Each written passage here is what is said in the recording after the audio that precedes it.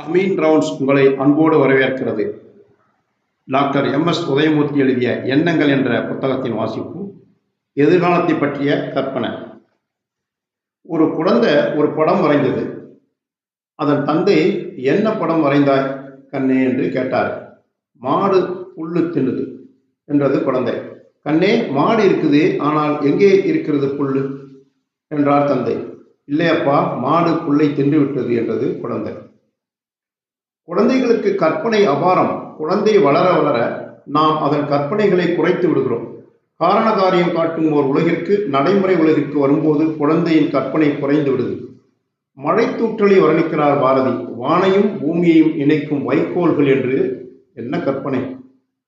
மனத்தில் கற்பனை தோன்ற தோன்ற நமது பிரச்சனைகளுக்கு பல வழிகள் பிறக்கின்றன. நமது பிரச்சனைகள் எளிதாகும். நாட்டு தலைவனுக்கு மட்டுமல்ல கற்பனை தேவை. அன்றாட வாழ்வு வாழும் வீட்டு தலைவனுக்கும் கற்பனை தேவை. குழந்தைகளின் கற்பனைகளை பொய்மை விளையாட்டு என்கிறோம். எழுத்தாளர்களின் கற்பனைகளை கதைகளாகவும் நாடகங்களாகவும் சினிமாவாகவும் ரசிக்கிறோம். நாட்டு தலைவனின் எதிர்காலத்தை கற்பனையை தீர்க்க தரிசனம் என்கிறோம். எப்படி ஒரு குழந்தையின் கற்பனை விளையாட்டாய் நிற்பதையும், ஒரு எழுத்தாளரின் கற்பனை நம்மில் உணர்ச்சிகளை ஏற்படுத்துவதையும், ஒரு தலைவனின் கலைஞரின் கற்பனை எதிர்காலத்தை புலப்படுத்தும் ஒரு முன்னோட்ட கண்ணாடியாக விளங்குகிறது என்பதையும் கவனியுங்கள். குழந்தை பொம்மை என்று உணர்ந்து விளையாடுது. ஒரு எழுத்தாளன் பிறர் மனசுல உணர்ச்சிகளை எழுப்ப வேண்டும் என்று எண்ணுகிறான். அதை எழுப்புகிறான். ஒரு தலைவனோ நாட்டின் எதிர்காலத்தை காண்கிறான். அதை அப்படியே உருவாக்குகிறான்.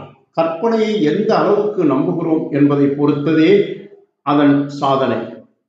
கற்பனையை எத்தகைய கருவியாக உபயோகிக்கிறோம் என்பதை பொறுத்ததே பலன். கற்பனையை நாம் வெறும் பகல் கனவாக வைத்துவிட்டு நம் நடைமுறை காரியங்களை கவனிக்கலாம். கற்பனையை நாம் நிகழ வேண்டிய சம்பவங்களாக மனதில் விரித்துவிட்டு நாம் பலனை ஆர்வத்துடன் எதிர்நோக்கலாம். நாம் எப்படி விரும்புகிறோமோ அப்படியே மனம் ஏற்றுக்கொள்கிறது.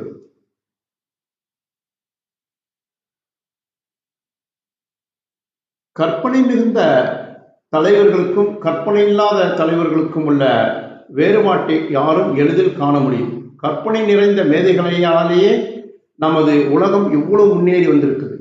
கல்லை முதலில் சக்கரமாக அமைத்தவனின் கற்பனையை எண்ணி பாருங்க. முதலில் அகப்பட்டதை பறித்து தின்பதற்கு பதிலாக பயிரிட்டு அறுவடை செய்தவனின் கற்பனையை எண்ணி பாருங்க. எங்கோ இருப்பவர்கள் பேசுவதை கேட்கும்படி செய்த ரேடியோவை பற்றி யோசிச்சு பாருங்க. மாடில்லாத குதிரை இல்லாத வண்டி ஒன்று ஓடும் என்று கற்பனை செய்த காரை கண்டுபிடித்த மனிதனின் கற்பனையை யோசிச்சு பாருங்க. கற்பனை தான் இவ்வுலகை உருவாக்கி இருக்குது. இவை அனைத்தும் ஒரு காலத்துல இல்லாத பொருட்களாக வெறும் கற்பனைகளாக இருந்தன. மனிதன் மனம் கற்பனையை நிகழும் நிகழ்ச்சியாக்கியது. கற்பனை என்பது இல்லாத ஒன்றை மனசுல படமாக காண்பதாகும்.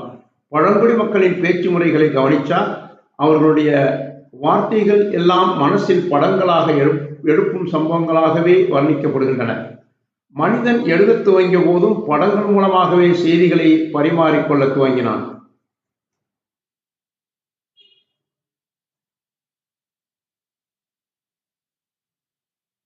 கற்பனை செய்யும் போது சகஜமாக மனித மனம் போடும் எல்லைகளை மீறுகிறோம்.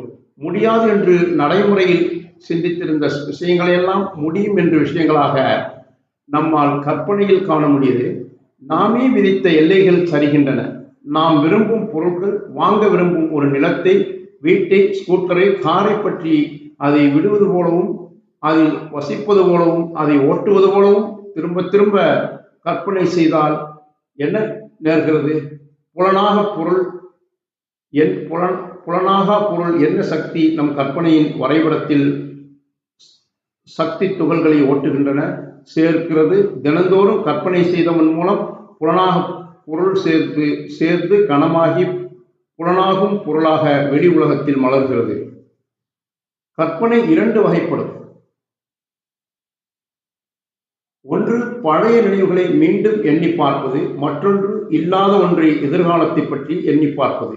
இறந்த கால நிகழ்ச்சிகள், நாம் அனுபவித்த நிகழ்ச்சிகள், அவையும் இல்லாத ஒன்றுதான். ஆனால் நிகழ்ந்ததை சுவைக்கும் நினைவுகளிலிருந்து பிறருக்கும் அனுபவம் பயன் தரும். அந்த நினைவுகள் ஏற்படுத்தும் உணர்வை நாம் நிகழ்காலத்தில் அனுபவிக்க முடியும். ஆனால் எதிர்கால கற்பனை போல அவை ஆக்க சக்தி படைத்தவை அல்ல.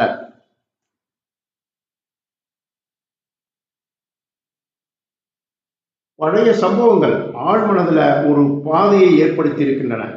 மூளையின் செல்களான நியூரான்களின் ஒரு பாதை வகுக்கப்பட்டிருப்பதாக மூளை மருத்துவர்கள் சொல்றாங்க.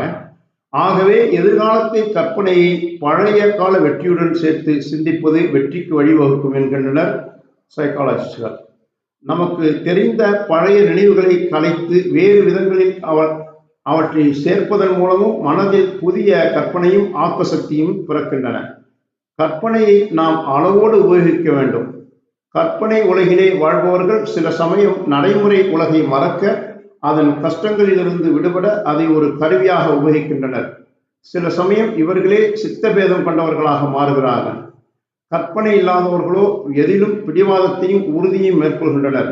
அவர்களது நடைமுறை வாழ்வு செக்குமாடு சுற்றுவதை போல் வழக்கமான பாதையை மேற்கொள்வது.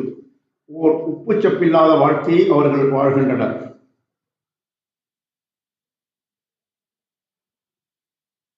பெர்னார்ட் ஷா வெகு சிலர் ஆண்டொன்றுக்கு 2 அல்லது 3 முறை சிந்திக்கின்றனர். வாரத்தில் ஓரிரு முறை சிந்திப்போம் நான் என்ற சர்வதேச புகழ் எனக்குண்டு என்று தமக்கே உரிய அடக்கத்துடன் கூறுகிறார். சிந்தனை என்னும் போது ஆக்க சிந்தனை, கற்பனையை அவர் குறிப்பிடுகிறார். விளம்பர கம்பெனிகளில் வேலை செய்பவர்களுக்கும் சினிமா உலகில் இருப்பவர்களுக்கும் மிகுந்த கற்பனை தேவை. ஒரு விளம்பர கம்பெனி தலைவர் கூறுகிறார். என்ன சொல்றாருன்னா பாருங்க, கற்பனை ஒரு வரப்பிரசாதம் அல்ல, மனத்தை நாளடைவில் அந்த வழியில் பழக்கப்படுத்துவதன் மூலம் நாம் கற்பனையை வளர்க்க முடியும். இன்று நம்மிடையே இருக்கும் பிரபல எழுத்தாளர்களின் ஆரம்பகால கதைகளை படிக்க பாருங்க. கற்பனையை எவ்வளவு பழக்கப்படுத்தி முன்னுக்கு வந்திருக்கிறாங்க என்பது விளங்கும். Thanks for watching. Please subscribe our YouTube channel.